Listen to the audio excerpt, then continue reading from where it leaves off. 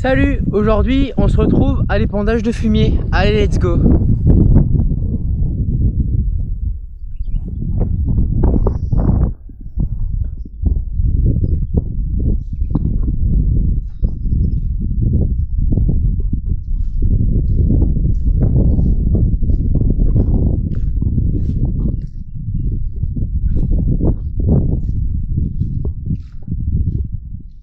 Aujourd'hui on est lundi. Donc j'ai pondu fumier. Alors c'est la parcelle de Régrat-Trèfle que vous avez vu enrubanné. Alors là on épand le fumier qui a été stocké durant l'hiver. Alors cet engrais, ce fumier va servir d'engrais naturel pour le sorgho qu'on va implanter après. Alors le fumier, là comme je vous ai dit, on l'apporte maintenant. Ensuite je vais passer un déchômeur à disque. Vous verrez ça sûrement dans une prochaine vidéo. Alors là on va mettre un coup de déchômeur à disque pour enfouir ce fumier. Donc on va l'enfouir superficiellement parce que notre sol, il y a 15-20 cm de terre, pas plus. Donc même plutôt près des 15. Donc on va pas pouvoir travailler profond, mais c'est pas ce qu'on recherche de toute façon. On va juste enfouir ça, comme ça il y aura plus d'odeur et comme ça le fumier va commencer à minéraliser, c'est-à-dire à se décomposer tout simplement. Et puis le fumier, c'est un vrai atout sur une exploitation parce que ça va enrichir les sols. Donc ce qui est bien, c'est qu'un fumier c'est super riche en oligo-éléments, aussi en termes de donc on appelle ça les NPK, les azote, phosphore, potasse. Donc tout ce qu'on va mettre là avec le fumier, on va le déduire de ce qu'on aura à mettre après en engrais de synthèse, enfin en engrais l'engrais standard quoi. Donc là comme on passe en bio bien sûr, pas d'engrais. Le seul engrais est notre fumier, donc c'est pour ça que voilà, comment je pourrais dire ça, maintenant le fumier va juste être notre seul engrais. Après un autre engrais vert, donc ça va être les couverts végétaux. Donc là vous avez vu qu'il y a du trèfle. Je vous ai expliqué que c'est une légumineuse qui est riche en protéines. Cette légumineuse a stocké de l'azote dans le sol, donc ça va être aussi un apport supplémentaire. Et donc là le sorgho va profiter. Donc pourquoi du sorgho et pas du maïs par exemple? Alors sur la ferme on a besoin du maïs qui est riche en énergie pour nourrir les vaches, notamment durant l'hiver. Sur les sols, le maïs a besoin de beaucoup d'eau, le sorgho a moins besoin d'eau. Donc c'est pour ça qu'on veut mettre du sorgho pour assurer l'autonomie alimentaire des vaches, pour ne pas avoir à acheter d'autres aliments dehors, pour être autonome. Et puis du coup, comme faut s'adapter au sol si on veut récolter quelque chose et de qualité, donc on va mettre du sorgho sur des terres qui sont superficielles et séchantes. Bon on est parti charger, allez.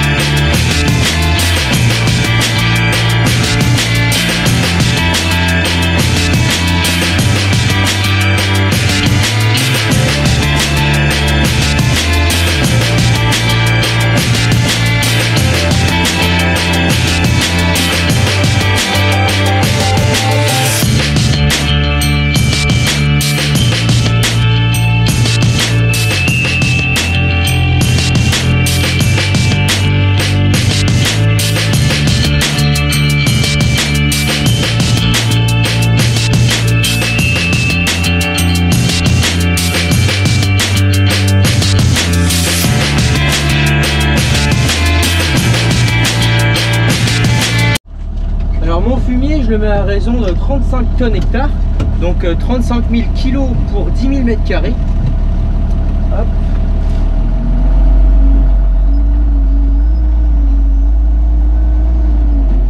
Donc, hop, voilà. Alors je laisse une porte ouverte parce qu'il fait chaud à crever, puis la clim ne marche pas, enfin voilà, c'est mieux d'ouvrir la porte. Donc là il me reste plus beaucoup d'épandeurs. Alors cet épandeur là, le Sodimac, attendez.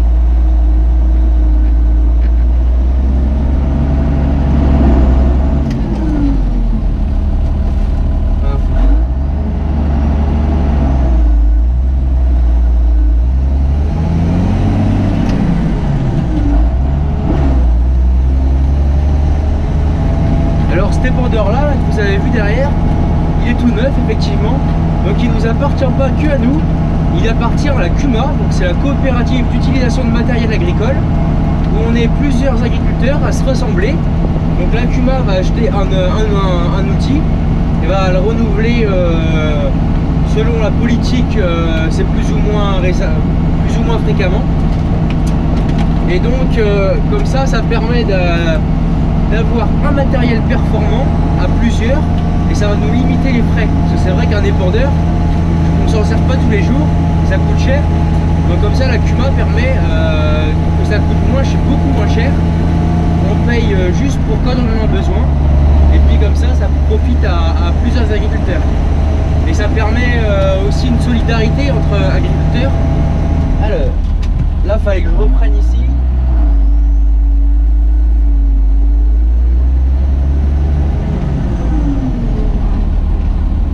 Je reprenne ici parce que je fais pas un épandeur sur la longueur. Alors hop, donc je mets ma prise de force,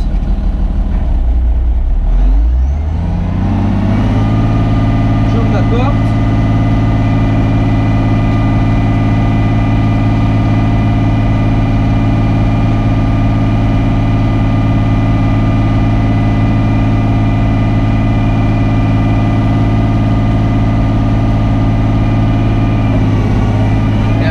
J'ai lancé le tapis pour épandre le fumier.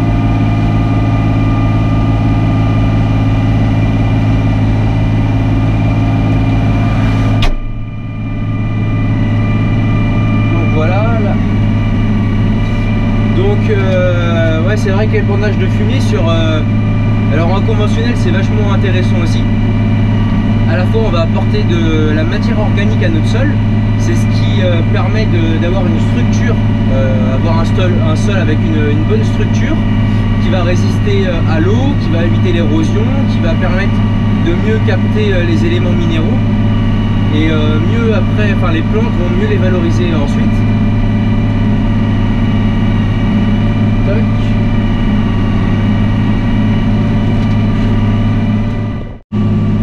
Donc en plus d'assurer une fertilisation de mon sol, je vais assurer la bonne vie et la bonne santé du sol, comme je vous l'ai dit, avec la matière organique qui va se décomposer, qui va tout ça. Et puis c'est vrai qu'en agriculture bio, enfin en agriculture tout court, les plantes c'est un peu comme les animaux, si on les nourrit pas, ils vont pas faire de lait ou ils vont maigrir. Et puis chaque plante a besoin d'aliments, enfin, d'une certaine nutrition. Donc on va surtout parler d'azote, phosphore, potasse, comme je vous disais tout à l'heure. Et en agriculture bio, étant donné qu'il n'y a plus droit aux engrais de synthèse, bon, ce qui est normal, c'est vrai qu'il y a les couverts végétaux et les intercultures, enfin les couverts végétaux et les légumineuses qui vont permettre d'apporter ces éléments-là. Mais c'est vrai que le top, c'est quand même les déjections animales. Parce que c'est assez équilibré. Donc selon les déjections, si c'est des déjections de chèvres, de moutons, il y a de vaches, la richesse du fumier va être différente en azote, phosphore, potasse. Mais ouais, c'est vachement intéressant pour assurer une bonne vie du sol et puis une bonne pousse aussi après des plantes, quoi. Je vous montre quelques vues extérieures d'épandage.